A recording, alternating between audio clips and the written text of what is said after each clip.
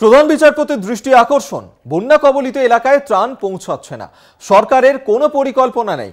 প্রধান বিচারপতির মামলা দায়েরের অনুমতি, বৃহস্পতিবার এই মামলার পরবর্তী শুনানি রয়েছে। আপনাদেরকে আরো একবার জানিয়ে রাখবো,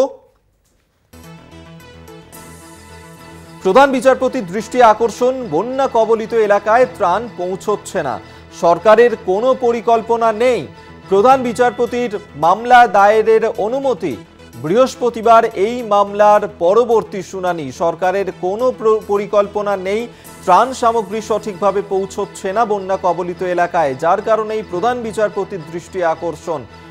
প্রধান বিচারপতি মামলা দায়েরের অনুমতি দিয়েছেন, বৃহস্পতিবার এই মামলার পরবর্তী শুনানি। আপনাদেরকে আরেকবার জানিয়ে রাখবো, যেভাবে লাগাতার বৃষ্টি তারপরে জল ছাড়া হচ্ছে, সেই কারণেই যেভাবে বন্যা বিপর্যস্ত একাধিক এলাকা এবং সেই সমস্ত এলাকায় সঠিকভাবে ত্রাণ পরিষেবা পৌঁছে দেওয়া হচ্ছে না, সরকারের কোনো পরিকল্পনা নেই এই বিষয়ে, যার কারণেই প্রধান বিচারপতির দৃষ্টি আকর্ষণ এবং প্রধান বিচারপতি মামলা দায়েরের অনুমতি দিয়েছেন, বৃহস্পতিবার এই মামলার পরবর্তী শুনানি।